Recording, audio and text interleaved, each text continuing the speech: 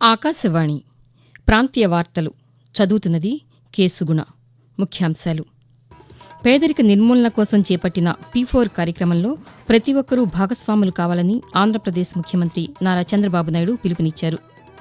తెలుగు వ్యక్తి ఉపరాష్టపతి అయ్యేలా తెలుగువారందరూ జస్టిస్ సుదర్శన్ రెడ్డికి మద్దతు ఇవ్వాలని తెలంగాణ ముఖ్యమంత్రి రేవంత్ రెడ్డి కోరారు. ఆంధ్రప్రదేశ్ రాజధాని అమరావతిలో నిర్మాణ పనులు కొనసాగుతున్నాయని పురపాలక శాఖ మంత్రి పి. నారాయణ తెలిపారు. తెలంగాణలో MBA, MCA కోర్సులో ప్రవేశాలకు సంబంధించి నిర్వహించిన TGI-SET 2025 వెబ్ కౌన్సిలింగ్ ఈ రోజు నుంచి ప్రారంభం కానుంది. ఆంధ్రప్రదేశ్లో ఏర్పాటు చేసే పరిశ్రమలకు సులభంగా అనుమతులు లభించేలా చర్యలు తీసుకుంటున్నామని పరిశ్రమల శాఖ మంత్రి టీజీ భరత్ పేర్కొన్నారు. ఇక వార్తల వివరాలు: పేదరిక నిర్మూలన కోసం చేపట్టిన ప్రభుత్వ, ప్రైవేటు ప్రజల భాగస్వామ్యం P4 కార్యక్రమంలో ప్రతి ఒక్కరూ భాగస్వాములు కావాలని ఆంధ్రప్రదేశ్ ముఖ్యమంత్రి నారా చంద్రబాబు నాయుడు పిలుపునిచ్చారు. గుంటూరు జిల్లా మంగళగిరిలో నిన్న నిర్వహించిన సమావేశంలో P4 అమలు కార్యక్రమాన్ని ప్రారంభించారు. అనంతరం ఆయన మాట్లాడుతూ పేదరికం లేని రాష్ట్రమే ప్రభుత్వ లక్ష్యమని, సమాజంలో ఆర్థిక అసమానతలు తగ్గించవలసిన అవసరముందని పేర్కొన్నారు. రాష్ట్రంలో ఇప్పటి వరకు 13 లక్షలకు పైగా బంగారు కుటుంబాలను, 1 కోటి మందికి పైగా మార్గదర్శులు దత్తత తీసుకున్నారని ముఖ్యమంత్రి వివరించారు. తెలుగు వ్యక్తి ఉపరాష్టపతి అయ్యేలా తెలుగువారందరూ జస్టిస్ సుదర్శన్ రెడ్డికి మద్దతు ఇవ్వాలని తెలంగాణ ముఖ్యమంత్రి రేవంత్ రెడ్డి కోరారు. హైదరాబాద్లోని ముఖ్యమంత్రి నివాసంలో ఏర్పాటు చేసిన పాతికేయుల సమావేశంలో నిన్న మాట్లాడుతూ 1991లో పివి నరసింహారావు ప్రధానమంత్రిగా అయ్యేందుకు నాడు తెలుగువారంతా ఏకమయ్యారని చెప్పారు. ఇప్పుడు తెలుగువాడైన సుదర్శన్ రెడ్డికి మద్దతు పలికి రాజకీయ విజ్ఞతను ప్రదర్శించాలని కోరుతూ, ఇండియా కూటమి న్యాయ కోవిదుడైన జస్టిస్ సుదర్శన్ రెడ్డిని ప్రతిపాదించారు. పార్టీలకు అతీతంగా జస్టిస్ సుదర్శన్ రెడ్డి గారిని గెలిపించాల్సిన బాధ్యత ప్రతి తెలుగువాడి మీద ఉన్నది. సిద్ధాంతపరంగా వైరుధ్యం ఉన్న కాంగ్రెస్, తెలుగుదేశం ఆనాడు ఎన్టీ రామారావు గారు, పివి నరసింహారావు గారికి సంపూర్ణమైన మద్దతును పలికి వారి గెలుపుకు పూర్తిగా సహకరించి రాజకీయ విజ్ఞతను ప్రదర్శించారు. ఈ రోజు తెలుగు వాళ్ళందరూ కూడా ఎన్టీ రామారావు గారిని ఆదర్శంగా తీసుకొని ఒక తెలుగువాడు ఉపరాష్ట్రపతి అయ్యే అవకాశం వచ్చింది. గెలిపించాల్సిన బాధ్యత ప్రతి తెలుగువాడి మీద ఉన్నది. కాగా ఉపరాష్టపతి ఎన్నికకు భారత కూటమి అభ్యర్థిగా సుప్రీంకోర్టు పూర్వ న్యాయమూర్తి బి. సుదర్శన్ రెడ్డి పేరును కాంగ్రెస్ పార్టీ జాతీయ అధ్యక్షులు మల్లికార్జున్ ఖర్గే నిన్న ప్రకటించారు. ఎగువన కురుస్తున్న భారీ వర్షాలతో వరద పెరుగుతున్నందున ఆంధ్రప్రదేశ్లోని ఉభయ గోదావరి జిల్లాల తీర ప్రాంత ప్రజలు అప్రమత్తంగా ఉండాలని పర్యాటక శాఖ మంత్రి కందుల దుర్గేష్ తెలిపారు.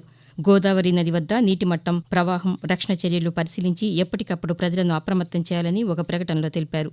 ప్రస్తుతం ధవళేశ్వరం బ్యారేజ్కు 8.29 లక్షల క్యూసెక్ల వరద నీరు వస్తోందని పేర్కొన్నారు. వరద ఉధృతి మరింత పెరిగే అవకాశం ఉన్న నేపథ్యంలో వర్షాలు తగ్గుముఖం పట్టే వరకు ప్రజలెవరూ నదీ పరివాహక ప్రాంతాలకు వెళ్లవద్దని సూచించారు. ఆంధ్రప్రదేశ్ రాజధాని అమరావతిలో నిర్మాణ పనులు కొనసాగుతున్నాయని పురపాలక శాఖ మంత్రి పి. నారాయణ తెలిపారు.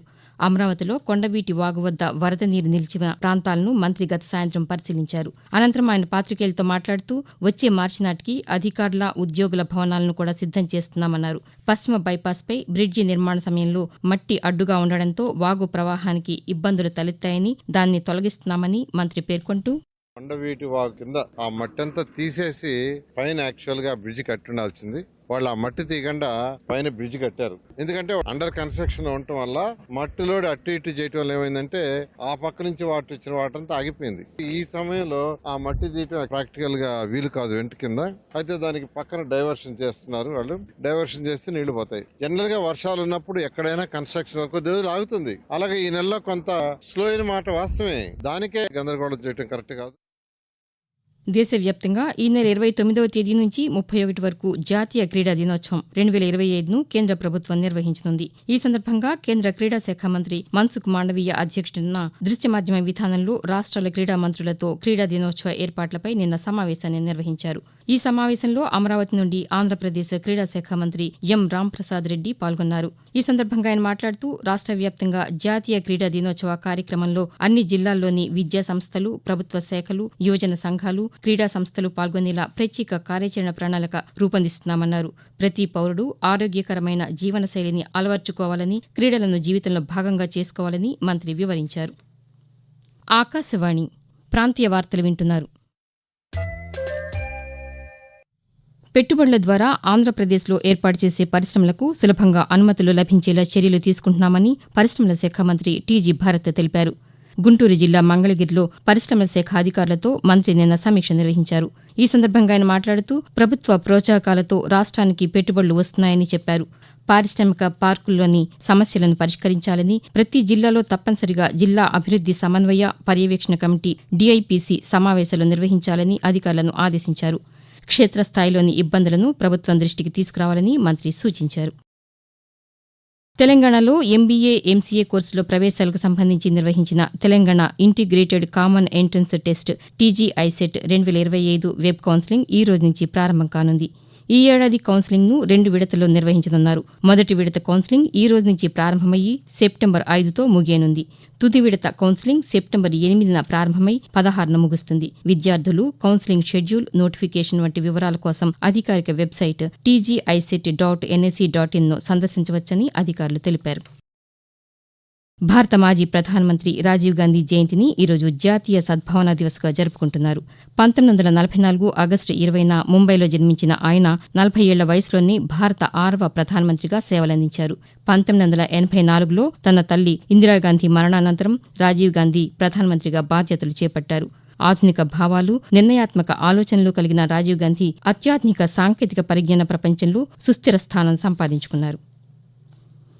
తెలంగాణలోని హైదరాబాద్ సహా ఉమ్మడి రంగారెడ్డి జిల్లాల్లో గణేష్ ఉత్సవాలను ప్రణాళికాబద్దంగా నిర్వహిస్తామని జిల్లా ఇన్ఛార్జి మంత్రి పొన్నం ప్రభాకర్ అన్నారు.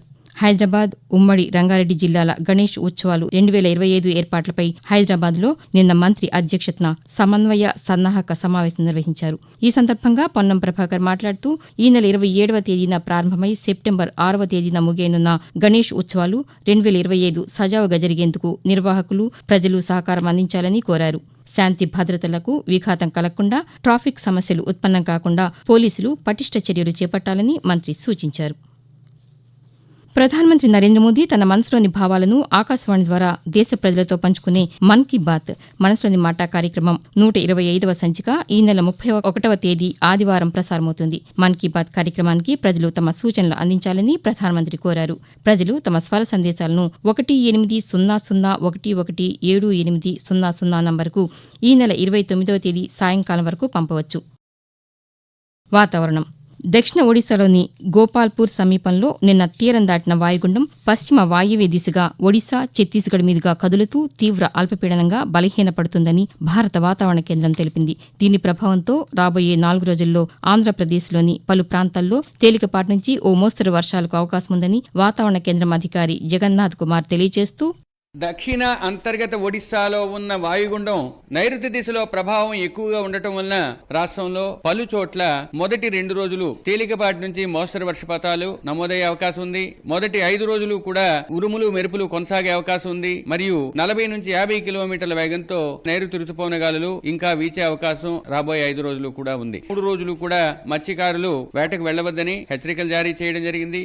ఆంధ్ర కోస్తా తీరం వెంబడి ఉన్న అన్ని ఓడరేవుల్లో 3వ నంబర్ ప్రమాద హెచ్చరిక ఎగురవేయడం జరిగింది. మరోవైపు తెలంగాణలోనూ రానున్న 4 రోజుల పాటు తేలికపాటి నుంచి మోస్తరు వర్షాలు కురిసే అవకాశం ఉందని హైదరాబాద్ వాతావరణ కేంద్రం తెలిపింది. ప్రాంతీయ వార్తలు ముగించే ముందు ముఖ్యాంశాలు మరొకసారి. పేదరిక నిర్మూలన కోసం చేపట్టిన P4 కార్యక్రమంలో ప్రతి ఒక్కరూ భాగస్వాములు కావాలని ఆంధ్రప్రదేశ్ ముఖ్యమంత్రి నారా చంద్రబాబు నాయుడు పిలుపునిచ్చారు. తెలుగు వ్యక్తి ఉపరాష్ట్రపతి అయ్యేలా తెలుగువారందరూ జస్టిస్ సుదర్శన్ రెడ్డికి మద్దతివ్వాలని తెలంగాణ ముఖ్యమంత్రి రేవంత్ రెడ్డి కోరారు. ఆంధ్రప్రదేశ్ రాజధాని అమరావతిలో నిర్మాణ పనులు కొనసాగుతున్నాయని పురపాలక శాఖ మంత్రి పి. నారాయణ తెలిపారు. తెలంగాణలో MBA, MCA కోర్సులో ప్రవేశాలకు సంబంధించి నిర్వహించిన TGI-SET 2025 వెబ్ కౌన్సిలింగ్ ఈ రోజు నుంచి ప్రారంభం కానుంది. ఆంధ్రప్రదేశ్లో ఏర్పాటు చేసే పరిశ్రమలకు సులభంగా అనుమతులు లభించేలా చర్యలు తీసుకుంటున్నామని పరిశ్రమల శాఖ మంత్రి టీజీ భరత్ పేర్కొన్నారు. ఆకాశవాణి ప్రాంతీయ వార్తలు ఇంతటితో సమాప్తం. తిరిగి 7 గంటల 5 నిమిషాలకు జాతీయ వార్తలు వింటారు.